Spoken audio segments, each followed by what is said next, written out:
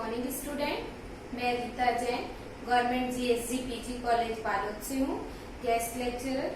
और आज का मेरा सब्जेक्ट है वो एमकॉम 4th सेम के लिए है, प्रिंसिपल ऑफ मार्केटिंग, जिसमें मैं आपको आज बताऊंगी पार्ट 4 जो अपना प्राइस डिटर्मिनेशन चल रहा है, मूल्य निर्धारण यूनिट 4 का है और पार्ट 4 भी है आज का टॉपिक। तो अपन स्टार्ट करते हैं मूल्य निर्धारण की विधियां। इसके पहले के पार्ट में मैंने आपको बताया था कि मूल्य नीति क्या होती है, प्राइस स्ट्रेटेजी, और मूल्य निर्णय क्या होता है वो भी बताया था। और आज अपन जानेंगे कि मूल्य निर्धारण क्या होता है, पार्ट 4 है स्टूडेंट। तो आइए चलिए स्टार्ट करते हैं लेक्चर। जो मूल्य निर्धारण होता है ना, तो इससे पहले मूल्य निर्धारण के पहले अपन ये जानते हैं कि जो मूल्य नीति है वो मूल्य प्रचलन होता है। उसका मतलब क्या होता है, मूल्य प्रचलन को ही क्या बोलते हैं, मूल्य निर्धारण। मूल्य प्रचलन का मतलब होता है मूल्य निर्धारण करना। मूल्य निर्धारण करने के लिए जो भी विधियां जो है उपयोग में लाई जा रही है वही क्या कहलाता है, मूल्य प्रचलन। तो मूल्य का निर्धारण जो है किन किन विधियों से किया जाए, किन किन तरीकों से किया जाए, तो अलग अलग विद्वानों ने जो है मूल्य निर्धारण के लिए अलग अलग विधियों का उल्लेख किया है, जिसको दो भाग में विभाजित कर सकते हैं। एक तो विधि है वो लागत आधारित विधि है और दूसरा विधि है वो बाजार के आधार पर भी क्या किया जाता है, मूल्य का निर्धारण किया जाता है। एक लागत आधारित और दूसरा है बाजार आधारित। इसका मतलब ये है कि जो मूल्य निर्धारण किया जाता है उसके अंतर्गत जो है लागतों को ध्यान में रख करके लागत आधारित के अंतर्गत जो है मूल्य निर्धारण किया जाता है। तो जो लागत आधारित होता है वो उसके अंतर्गत जो मूल्य निर्धारण किया जाता है उसमें लागत जो है एक महत्वपूर्ण अंग हो जाता है। तो इसके निर्धारण के लिए सबसे पहले अपन को क्या देखना पड़ेगा, लागत कि किसी भी प्रोडक्ट को बनाने के लिए उसकी कॉस्ट जो है वो कितनी आ रही है। तो इस विधि का प्रयोग करते समय सबसे मुख्य समस्या हो जाती है लागत का निर्धारण करना, क्योंकि खातों से ये ज्ञात नहीं हो पाता कि भविष्य में कितनी लागत आएगी। यह जो लागत आ रही है वो केवल भूतकालीन जानकारी के लिए है कि एक कंपनी की जो मूल्य नीति है भविष्य में जो होने वाली संभावित लागतों पर ही क्या करती है, निर्भर करती है, क्योंकि जिस हिसाब से लागत आएगी उस हिसाब से उसका क्या है, मूल्य निर्धारण किया जाएगा। तो लागत पर आधारित जो मूल्य निर्धारण की विधि है तो उसमें सबसे पहला विधि अपन देखते हैं लागत जमा विधि। इसके अंतर्गत पहली विधि है लागत जमा विधि।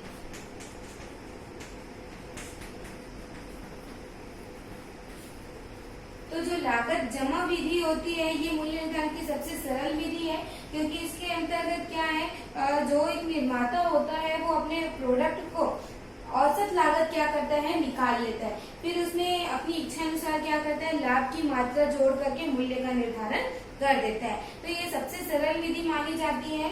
इस विधि के अंतर्गत जो है मूल्य निर्धारित करते समय जो प्रतिद्वंदियों के मूल्य को भी क्या करते हैं, ध्यान में रखा जाता है, क्योंकि किसी भी परिस्थिति में उत्पाद का मूल्य जो है प्रतियोगियों के मूल्य से जो है अधिक नहीं होना चाहिए। यदि प्रतिस्पर्धियों के प्रोडक्ट से जो है मूल्य अधिक रखा जाएगा तो जो अपना प्रोडक्ट है वो क्या होगा, नहीं बिकेगा। तो इसलिए उसके मूल्य क्या होने चाहिए, कम होने चाहिए। तो इस विधि में जो है प्रतियोगियों का मूल्य भी क्या किया जाता है, ध्यान में रखा जाता है। अब जो ये लागत जमा विधि है तो ये बहुत सरल विधि है, क्योंकि लागत निकालना है और लाभ जोड़ करके अपना मूल्य क्या करना है, निर्धारण करना है। इससे क्या होता है, लाभ को भी क्या कर सकते हैं, अधिकतम रख सकते हैं। लेकिन देखा जाए तो इस विधि के कुछ दोष भी हैं। जैसे इस विधि का क्या दोष है कि इस विधि को अपनाने से जो है अपन जो है प्रतिस्पर्धा की जो विधि है उसको नहीं अपना पाएंगे, और अगर लागत अपनी अधिक आएगी, लाभ को भी जोड़ेंगे तो मूल्य क्या हो जाएगा, बढ़ जाएगा और बिक्री कम हो जाएगा। तो इस प्रकार से जो लागत जमा विधि है वो थोड़ा सा इसमें कुछ दिक्कत है। तो इसी को दूर करते हुए दूसरी विधि है अपने पास, सीमांत लागत विधि। लागत विधि के जो दोष है उसको दूर कौन करता है, सीमांत लागत विधि। देखते हैं कि ये सीमांत लागत विधि क्या होती है। तो जो सीमांत लागत विधि है, इसके आधार पर जो मूल्य निर्धारण किया जाता है, इस विधि में क्या वस्तु के मूल्य को क्या है शामिल नहीं किया जाता। और सबसे पहले ये बता देती हूँ कि सीमांत लागत क्या चीज होती है। तो सीमांत लागत का मतलब ये होता है, वो लागत होती है जिसमें एक सीमा के पश्चात क्या है अतिरिक्त इकाई का उत्पादन करने से जो लागत आती है, वो लागत क्या कहलाती है, सीमांत लागत कहलाती है। तो जो लागत क्या होती है, परिवर्तनशील लागत पर आधारित होती है। तो सीमांत लागत के आधार पर जो मूल्य है वो क्या करते हैं, नए प्रोडक्ट का इसी के आधार पर क्या करते हैं, निर्धारण करते हैं। तो इसके अंतर्गत जो है स्थायी लागत का भार भी क्या कर सकते हैं, दूसरे प्रोडक्ट के ऊपर डाल सकते हैं जो प्रोडक्ट क्या है महंगा हो रहा है। तो ये विधि थोड़ी उपयुक्त है क्योंकि नए प्रोडक्ट के लिए इसके अंतर्गत मूल्य निर्धारण करना सरल हो जाता है और इसमें सभी प्रकार के उत्पादन के लिए जो है ये काम में लाई जा सकती है, क्योंकि इस मूल्य में क्या होता है, सीमांत लागत के बराबर ही क्या किया जाता है, इसमें मूल्य वसूल किया जाता है। तो जो प्रोडक्ट जो है अपनी क्षमता का उपयोग करना चाहते हैं और नई वस्तु बाजार में लाते हैं, तो इस विधि का प्रयोग किया जाता है। इसके बाद तीसरी विधि है सम विच्छेद बिंदु।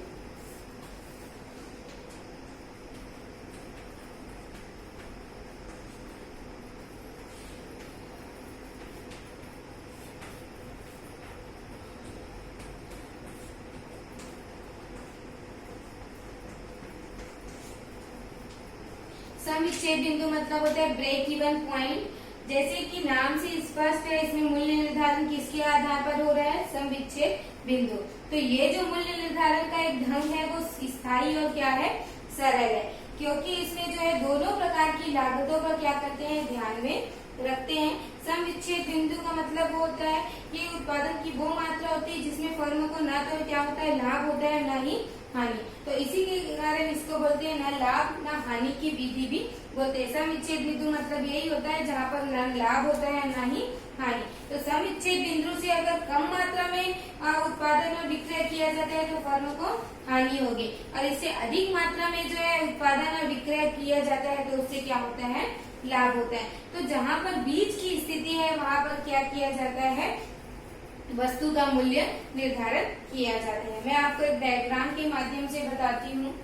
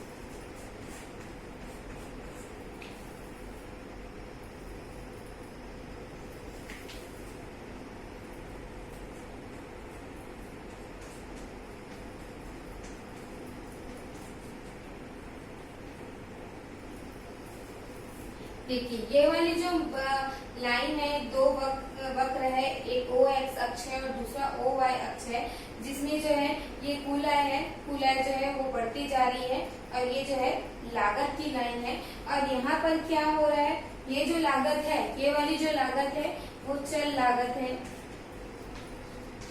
परिवर्तनशील लागत है। तो अगर परिवर्तनशील लागत उतनी ही रहती है और कुल आय क्या होती जा रही है, बढ़ती जा रही है, ये कुल चल लागत है और इसके बीच का जो डिफरेंस है वो क्या है, स्थिर लागत है। तो इन दोनों को जोड़ने से जो लागत आएगी वो कौन सी लागत कहलाएगी, कुल लागत। तो देखिए अगर कुल लागत से अधिक आय मिलता है तो वह बीच की स्थिति क्या कहलाती है, लाभ कहलाती है। और अगर जो है इस लागत मूल्य से कम मूल्य पर बेचा जाता है तो यहाँ पर क्या हो जाती है, फर्मों को हानि होती है। इसलिए कंपनी को जो है मूल्य निर्धारण कहाँ पे करना चाहिए, यहाँ पर करना चाहिए जहाँ पर क्या हो, बीईपी क्या है, पॉइंट है, और उतने ही मात्रा का क्या करना चाहिए उनको विक्रय करना चाहिए, जिससे क्या हो, ना लाभ हो और ना ही हानि हो। तो इस प्रकार से जो है उनको जो मूल्य का निर्धारण करना चाहिए वो इस प्रकार से समुच्चय बिंदु के आधार पर मूल्य का निर्धारण किया जा सकता है। तो ये 3 मेथड है जिसमें जो लागत आधारित है, लागत जमा विधि, सीमांत लागत विधि और सम विच्छेद बिंदु कीमत निर्धारण। इसके बाद देखते हैं कि बाजार के दशाओं के आधार पर जो है वो किस प्रकार से उसके अंतर्गत मूल्य निर्धारण किया जाता है।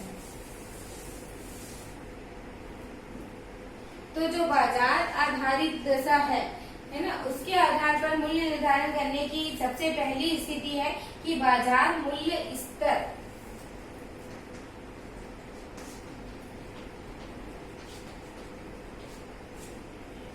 इसका मतलब ये है बाजार मूल्य स्तर पर मूल्य निर्धारण। तो एक कंपनी है वो किसी भी परिस्थिति में विद्यमान होने पर जो मूल्य निर्धारण है वो बाजार के स्तर पर करने का निर्णय कर सकती है। जैसे क्या हो, अगर बाजार में क्या हो, तीव्र प्रतिस्पर्धा विद्यमान हो और जो उत्पाद को जो है प्रतिस्पर्धी उत्पादों से क्या करना है, भिन्न कराना संभव न हो, तो जो क्रेता और विक्रेता है ना, उनको बाजार के बारे में अगर अच्छी तरीके से ज्ञान हो और जो विक्रेता का विक्रय मूल्य है उस पर नियंत्रण हो।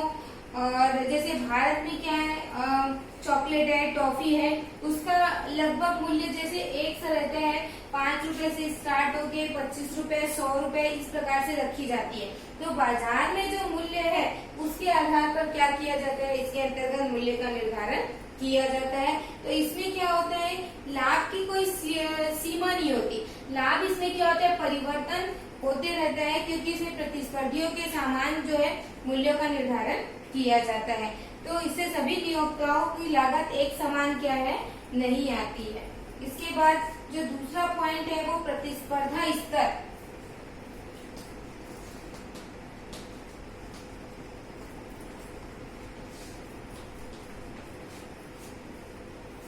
प्रतिस्पर्धा स्तर से कम मूल्य क्या करना, निर्धारण करना। तो इस विधि के अंतर्गत क्या है, मूल्य को क्या किया जाता है, कुछ नीचे रखा जाता है। जैसे जो अपने प्रतिस्पर्धी है वो जो मूल्य रख रहे हैं उससे क्या किया जाता है, कम मूल्य क्या निर्धारण किया जाता है,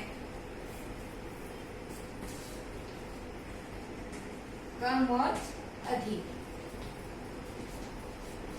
तो प्रतिस्पर्धाओं को देखते हुए, उनको देखते हुए उत्पाद का मूल्य क्या है, कुछ अधिक रखा जाता है, क्योंकि कुछ कस्टमर ऐसे होते हैं उनको अच्छी क्वालिटी की वस्तु चाहिए और अगर उसका रेट हाई रहता है तो वो क्या समझते हैं कि क्वालिटी इसकी क्या होगी, बेटर होगी।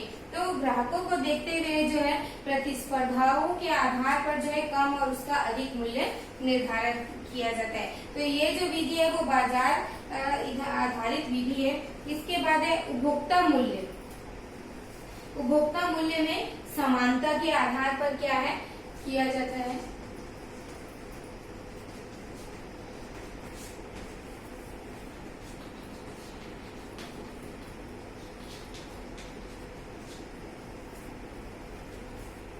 ये सबसे महत्वपूर्ण प्रश्न हो जाते हैं कि क्या सभी ग्राहकों के लिए जो प्रोडक्ट है उसका मूल्य एक समान रखा जाए, या इसके संबंध में कंपनी के द्वारा जो है विभेदात्मक नीति अपनाई जाए।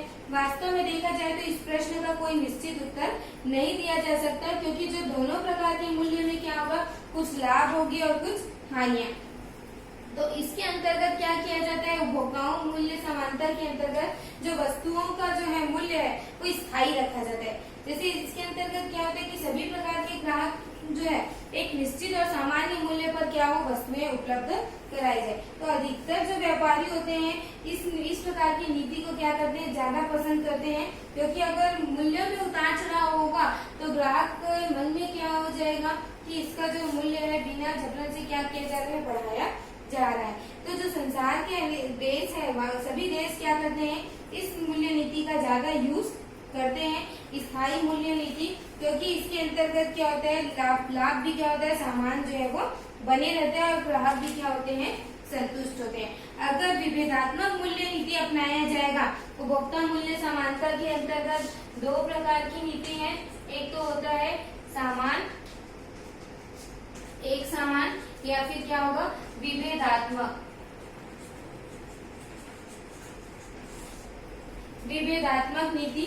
तो इसमें इस मूल्य में क्या होगा कि लाभ होने के बाद भी जो है मूल्य में समानता नहीं रहेगी, और जो औद्योगिक मूल्य है उपभोक्ताओं को सौदा करने की शक्ति पर क्या करेगा, ये निर्भर करेगा। जैसे एक विक्रेता यदि मूल्य में कम न करने के कारण क्या करेगा, वो उसको नहीं खरीद पाता है ना, तो उसको क्या किया जाएगा, उसके मूल्य में कमी किया जाएगा। तो जो उनको या तो फिर छूट दिया जाएगा। इस प्रकार से जो है अलग अलग रेट में क्या किया जाएगा, वस्तुओं का विक्रय किया जाएगा।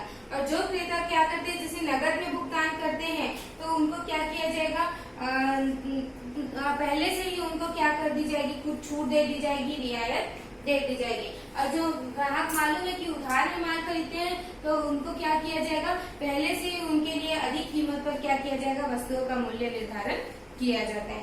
इसके साथ ही एक विधि और है जो बाजार आधारित आती है। एक तो पुनः विक्रय मूल्य अनुरक्षण विधि।